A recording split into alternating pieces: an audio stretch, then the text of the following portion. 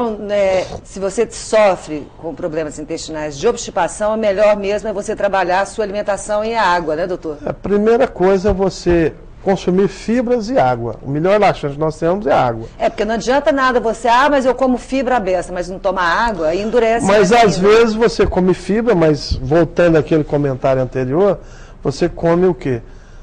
Pãozinho de queijo todos os dias, você consome bolachas de sal diariamente, às vezes a mulher adora isso, a pizza, a macarronada, quer dizer, todos os carboidratos, e principalmente aqueles derivados de maisena e polvilho. O que se usava na roça antigamente para diarreia? Polvilho com limão. Então eu brinco até com os pacientes, falo, você já soltou pipa? Você já fez grude? O que o grude vira? Ele vira uma cola, ele vira uma coisa sólida. Então, a nível intestinal, a maisena, o polvilho, ele leva a uma obstipação muito importante. Né? Tanto é que a gente usa isso nos casos de diarreia. Então você já sabe. Então, o segredo é fácil, é matemático isso. É você trabalhar a reeducação alimentar. Não tem jeito, não tem jeito. Porque quando o intestino, ele responde prontamente àquilo que você ingere, né, doutor? O intestino, a gente não pode esquecer que ele é um tubo muscular, né, Aurélia? E como todo músculo, embora ele seja um músculo liso, não estriado, ou seja, ele não depende da nossa vontade, ele também se altera com o seu trabalho. Se você come pouca fibra, se você come muito carboidrato, esse carboidrato é absorvido junto com a água. Então você não tem resíduo fecal, esse intestino trabalha com muito mais força, com muito mais força de trabalho para empurrar esses poucos resíduos. Isso faz com que o intestino hipertrofie as suas paredes, que ele se estenda, ou seja, que ele aumente de comprimento. Então você passa a ter um intestino muito mais obstipado, você passa a vir aí, aquela vem a síndrome do intestino irritável, as cólicas, os desconfortos. Por quê? Por uma dieta crônica, ou seja, uma ingestão crônica erroneamente de produtos alimentares. Você não faz isso, você não reduz seu intestino em um dia. Você não vai para a academia e engrossa seu braço em um mês. Não tem. Quer dizer, isso é um trabalho crônico. Da mesma forma, você tem que reeducar o seu intestino. Isso leva algum tempo e nem sempre as pessoas têm paciência para isso, né? Olha, a gente vai para um pequeno intervalo. Daqui a pouco nós vamos falar sobre essa síndrome do intestino irritável, que é uma síndrome extremamente comum. A gente vai saber o que acontece e por quê. Vamos falar um pouquinho também sobre os músculos peristálticos. E aí, eu quero até falar com o doutor a respeito do pompoar e esses exercícios que a gente promove, porque são exercícios que eu tenho notado através das minhas alunas. O relato delas diz o seguinte, que depois desse aprendizado o intestino funciona muito melhor. Talvez pelo movimento desses músculos peristálticos.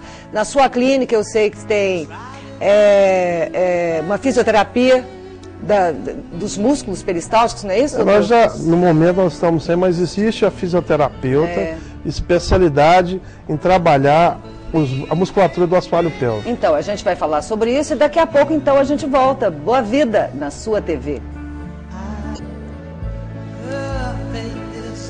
O programa Boa Vida está de volta. Hoje nós falamos sobre o intestino com o doutor Jaime Pereira. Doutor, a gente teve um telefonema, a Nívia, que está lá em cima, passou para mim um telefonema de um telespectador que diz o seguinte: ele há 5 dias tem vômito e há 5 dias o intestino não funciona. Eu sei que não dá para falar assim, mas vamos só assim... A primeira coisa que você tem que pensar numa obstrução intestinal. Se o paciente perde a capacidade de eliminação de gases e fezes e passa a refluir, ou seja, começa a ter vômitos, a primeira hipótese que você faz, né, nós estamos fazendo conjecturas, né? É de uma obstrução, quer dizer, o intestino ele tem um funcionamento fisiológico de eliminação de gases e fezes. Se ele paralisa e começa a vomitar, você tem que pensar a primeira coisa num quadro obstrutivo. Tem várias hipóteses. E aí tem que correr, porque senão você vai sofrer muito. Não pode esperar. O intestino não pode deixar de funcionar, não é, doutor? Qual é o tempo limite? Para a pessoa não sofrer, para não ter esse sofrimento. Isso é relativo. Considera-se como normal 3 evacuações por dia até cada 3 dias. Eu acho que eu tenho um conceito um pouco diferente. Eu acho que o ritmo é aquele ritmo saudável. Tem pessoas que ele tem 3 a 4 movimentos intestinais por dia. É uma coisa normal. E para outros pode ser uma diarreia.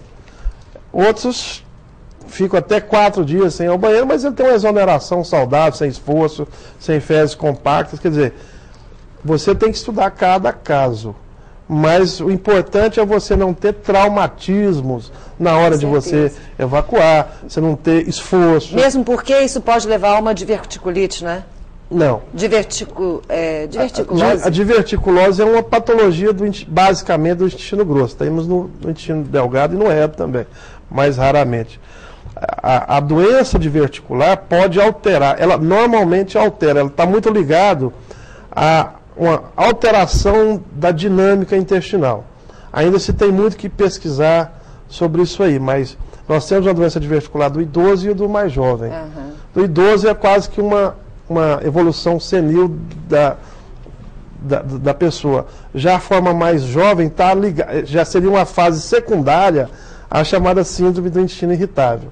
Né? Quer dizer, você faz um diagnóstico de síndrome do intestino irritável do paciente, desconforto, espasmos, cólicas, na faixa dos 30 anos. Quando você vai ver aos 40 anos, ele está cheio de divertículo, ou seja, a hipercontratilidade intestinal. São tipo papinhos assim que se vai fazendo, divertículos são hérnias da própria parede, são formações... Se fosse na cabeça, seria um aneurisma. Se fosse num vaso, seria um aneurisma, né?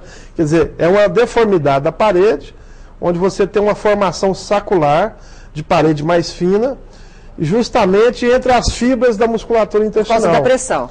Por aumento da pressão, levando a herniação dessa parede. Perigoso, hein? Porque se isso se rompe, cai na corrente sanguínea, você tem uma diverticulite aí o negócio aguda, fica feio. Com perfuração, você tem normalmente um quadro cirúrgico.